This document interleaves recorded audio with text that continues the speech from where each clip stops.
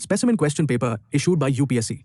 With answer: Civil Services, Main Examination Essay.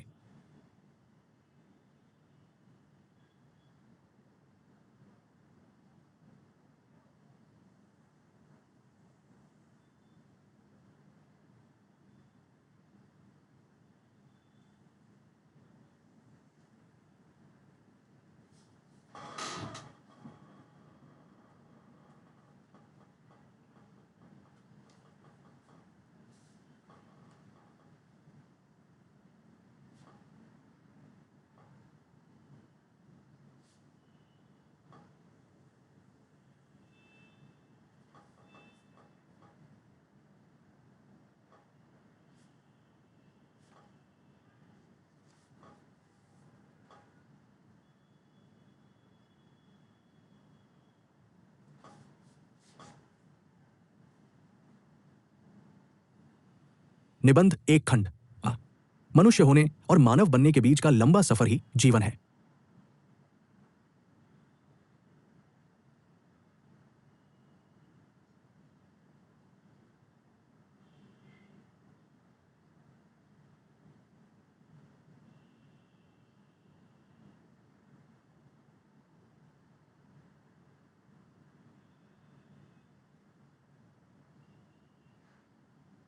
भूमिका: मनुष्य का जन्म एक जैविक घटना है, किंतु मानव बनना एक नैतिक, सामाजिक और आध्यात्मिक प्रक्रिया। मनुष्य होना केवल शरीर, बुद्धि और चेतना के अस्तित्व को दर्शाता है, जबकि मानव होना करुणा, संवेदना, विवेक, नैतिकता और सामाजिक उत्तरदायित्व से जुड़ा हुआ है। जीवन इसी यात्रा का नाम है, जहां व्यक्ति अपने जन्मजात स्वार्थ, प्रवृत्तियों और सीमाओं से ऊपर उठकर मानव मूल्यों को आत्मसात करता है। ये यात्रा सरल नहीं, बल्कि संघर्षों, अनुभवों और आत्मचिंतन से भरी होती है। मनुष्य होने का अर्थ: मनुष्य होने का आशय है एक जैविक प्राणी होना जो सोच सकता है, बोल सकता है और निर्णय ले सकता है, किंतु केवल बुद्धि का होना ही मानवता की गारंटी नहीं है।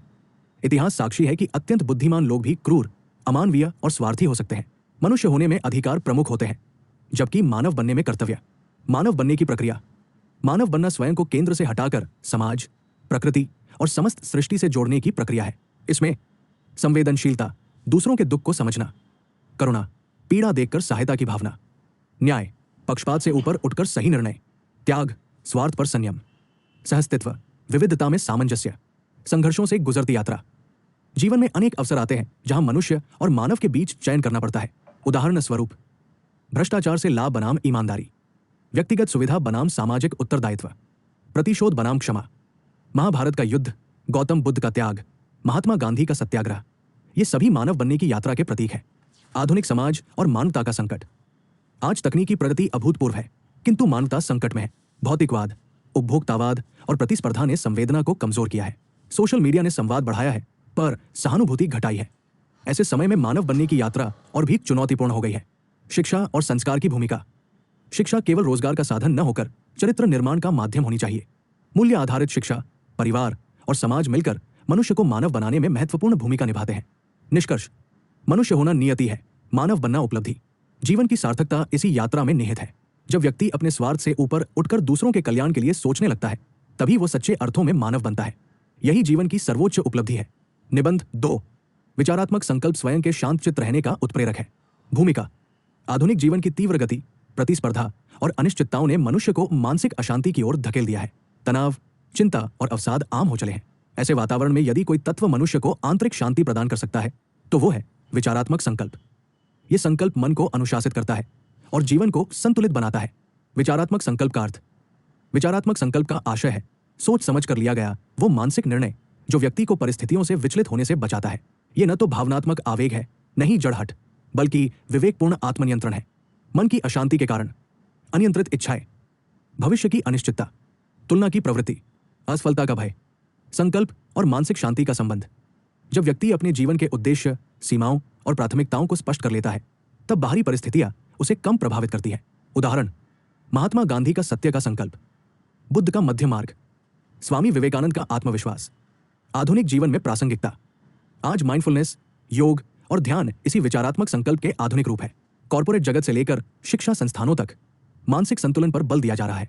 व्यक्तिगत और सामाजिक लाभ: निर्णय क्षमता में सुधार, भावनात्मक स्थिरता, बेहतर मानवीय संबंध, समाज में सहिष्णुता। निष्कर्ष: विचारात्मक संकल्प वह दीपक है जो मानसिक अंधकार को दूर करता है। ये व्यक्ति को परिस्थितियों का दास बनने से बचाकर आत्मनियंत्रण और शांति की ओर ले जाता है। शांत मन ही रचनात्मक समाज की नींव है। निबंध 3। जहाज अपने चारों ओर के पानी से नहीं, भीतर घुस आए पानी से डूबते हैं। भूमिका।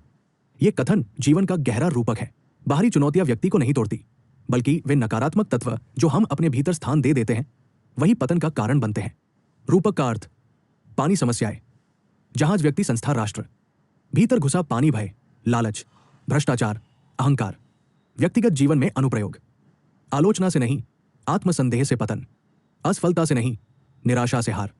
संस्थागत और राष्ट्रीय संदर्भ। कंपनियां प्रतिस्पर्धा से नहीं, आंतरिक भ्रष्टाचार से गिरती है।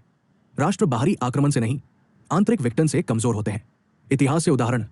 रोमन साम्राज्य का पतन, सोवियत संघ का विघटन। आधुनिक भारत के लिए संदेश। जातिवाद, भ्रष्टाचार, असहिष्णुता यदि भीतर स्थान पाएंगे तो प्रकृति बाधित होगी। निष्कर्ष। बाहरी चुनौतियां विकास का अवसर होती है, किंतु आंतरिक कमजोरियां विनाश का कारण। आत्मसमीक्षा और नैतिक दृढ़ता ही जीवन की रक्षा कवच है। निबंध 4। सरलता ही परम परिष्कार है। भूमिका। आज का युग जटिलता का युग है। तकनीक, जीवन शैली और संबंध सब कुछ उलझता जा रहा है। ऐसे में सरलता एक विलास नहीं बल्कि आवश्यकता बन गई है। सरलता का अर्थ। सरलता का अर्थ है आवश्यक और अनावश्यक में भेद, कम में संतोष और आडंबर से मुक्ति। दार्शनिक दृष्टि।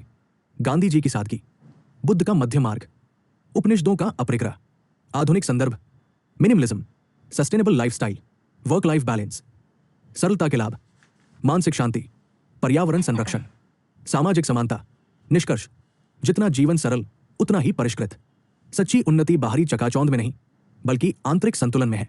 सरलता ही जीवन की सर्वोच्च कला है। खंड ब। 1।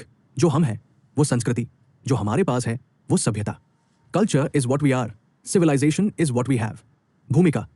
मनुष्य केवल भौतिक संसाधनों से नहीं बल्कि अपने विचारों, मूल्यों, विश्वासों और आचरण से पहचाना जाता है। इसी संदर्भ में यह कथन अत्यंत सारगर्भित है कि जो हम हैं वो संस्कृति है और जो हमारे पास है वो सभ्यता है। संस्कृति आत्मा है जबकि सभ्यता उसका बाह्य आवरण।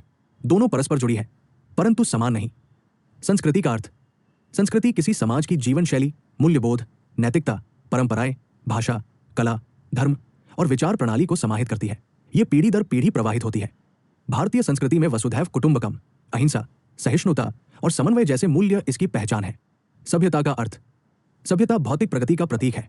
नगर, सड़कें, मशीनें, तकनीक, शासन व्यवस्था, आर्थिक संरचनाएं आदि ये मापी जा सकती है, बदली जा सकती है और तेजी से विकसित हो सकती है। संस्कृति और सभ्यता का संबंध। सभ्यता बिना संस्कृति के खोखली हो जाती है जबकि संस्कृति बिना सभ्यता के अभिव्यक्ति से वंचित रह जाती है। उदाहरण के लिए आधुनिक तकनीक, सभ्यता यदि मानवीय मूल्यों, संस्कृति से रहित हो तो वो विनाश का साधन बन सकती है। समकालीन संदर्भ। आज वैश्वीकरण के दौर में भौतिक प्रगति तेज है किंतु नैतिक मूल्यों का क्षरण भी दिखता है। उपभोक्तावाद, पर्यावरण दोहन और सामाजिक अलगाव इसके उदाहरण हैं। भारतीय परिप्रेक्ष्य। भारत ने हमेशा संस्कृति को सभ्यता से ऊपर रखा। योग, आयुर्वेद, सहअस्तित्व की भावना आज भी प्रासंगिक है। डिजिटल इंडिया जैसे कार्यक्रम तभी सार्थक है जब वे मानवीय गरिमा को सुदृढ़ करें। निष्कर्ष। सभ्यता हमें सुविधा देती है, संस्कृति हमें दिशा। दोनों का संतुलन ही मानवता की सच्ची प्रगति है। अतः आवश्यक है कि आधुनिकता के साथ साथ सांस्कृतिक चेतना को भी जीवित रखा जाए। 2। आर्थिक समृद्धि के बिना सामाजिक न्याय संभव नहीं, किंतु सामाजिक न्याय के बिना आर्थिक समृद्धि निरर्थक है। भूमिका। सामाजिक न्याय और आर्थिक समृद्धि किसी भी राष्ट्र की प्रगति के दो स्तंभ हैं। ये कथन उनके परस्पर पूरक संबंध को स्पष्ट करता है। आर्थिक समृद्धि की भूमिका। आर्थिक विकास से संसाधन बढ़ते हैं। शिक्षा, स्वास्थ्य, रोजगार और बुनियादी ढांचे में निवेश संभव होता है। बिना आर्थिक आधार के कल्याणकारी नीतियां केवल आदर्श बनकर रह जाती है। सामाजिक न्याय का महत्व। यदि विकास का लाभ कुछ वर्गों तक सीमित रहे तो असमानता बढ़ती है। सामाजिक न्याय समान अवसर, गरिमा और अधिकार सुनिश्चित करता है। भारत में स्थिति। भारत ने योजनाओं जैसे मनरेगा, सामाजिक सुरक्षा पेंशन, आरक्षण नीति के माध्यम से सामाजिक न्याय को आर्थिक ढांचे से जोड़ा है। परस्पर निर्भरता। आर्थिक विकास बिना सामाजिक समावेशन के अस्थिर होता है, जबकि सामाजिक न्याय बिना आर्थिक संसाधनों के प्रभावहीन। वैश्विक उदाहरण। नॉर्डिक देशों ने समावेशी विकास मॉडल अपनाकर इस संतुलन को साधा है। निष्कर्ष। सच्ची प्रगति वही है जिसमें विकास के फल अंतिम व्यक्ति तक पहुंचे। अतः सामाजिक न्याय और आर्थिक समृद्धि को अलग अलग नहीं देखा जा सकता। 3। पितृसत्ता सामाजिक विषमता की सबसे कम देखी जाने वाली किंतु सबसे प्रभावी संरचना है। भूमिका। पितृसत्ता केवल महिलाओं तक सीमित विषय नहीं बल्कि संपूर्ण सामाजिक संरचना को प्रभावित करने वाली शक्ति है। पितृसत्ता की प्रकृति। ये एक अदृश्य व्यवस्था है जो परिवार, शिक्षा, श्रम विभाजन, राजनीति और संस्कृति में गहराई से निहित है। कम देखी जाने वाली क्यों? क्योंकि ये परंपरा के नाम पर सामान्यीकृत हो चुकी है। घर के निर्णय, उत्तराधिकार, भाषा और प्रतीकों में प्रभाव, लैंगिक वेतन अंतर, देखभाल कार्य का अवमूल्यन, प्रतिनिधित्व की कमी इसके प्रत्यक्ष परिणाम है। भारतीय संदर्भ। हालांकि संवैधानिक समानता है, फिर भी व्यवहार में भेदभाव मौजूद है। बेटी बचाओ बेटी पढ़ाओ जैसे अभियान इसी चुनौती का उत्तर है। समाधान, शिक्षा, संवेदनशील कानून, पुरुषों की भागीदारी और सांस्कृतिक परिवर्तन आवश्यक है। निष्कर्ष, जब तक पितृसत्ता की अदृश्य जड़ों को पहचाना नहीं जाएगा, सामाजिक समानता अधूरी रहेगी। 4. अंतर्राष्ट्रीय संबंधों में मूक कारक के रूप में प्रौद्योगिकी। Technology as the silent factor in international relations. भूमिका। आज अंतर्राष्ट्रीय संबंध केवल कूटनीति या सैन्य शक्ति तक सीमित नहीं है। प्रौद्योगिकी एक मूक किंतु निर्णायक कारक बन चुकी है। प्रौद्योगिकी और शक्ति संतुलन। साइबर क्षमता, अंतरिक्ष तकनीक, एआई और डेटा शक्ति नए शक्ति सूचक है। भूराजनीतिक प्रभाव। 5G, सेमीकंडक्टर, क्वांटम कंप्यूटिंग पर प्रतिस्पर्धा नई शीत युद्ध जैसी स्थिति उत्पन्न कर रही है। सुरक्षा और युद्ध। साइबर युद्ध, ड्रोन और स्वायत्त हथियारों ने युद्ध की प्रकृति बदल दी है। भारत की स्थिति। डिजिटल सार्वजनिक अवसंरचना, अंतरिक्ष मिशन और स्टार्टअप इकोसिस्टम भारत की तकनीकी कूटनीति को सुदृढ़ करते हैं। नैतिक और कानूनी प्रश्न। डेटा गोपनीयता, डिजिटल असमानता और तकनीकी उपनिवेशवाद नई चुनौतियां हैं। निष्कर्ष, प्रौद्योगिकी अब नीति निर्माण की पृष्ठभूमि नहीं, बल्कि केंद्र बिंदु है। जो राष्ट्र इसे समझकर संतुलित नीति अपनाएगा, वही वैश्विक मंच पर प्रभावी होगा। If you found this video helpful, please like, share and subscribe. See you soon. UPSC Government Jobs Batch starting soon. Online live classes, unlimited access for limited period. Hindi English medium. Updated study material. Affordable fees. Regular counseling and discussion. Join now, limited seats. Contact +917668008186 9410483500।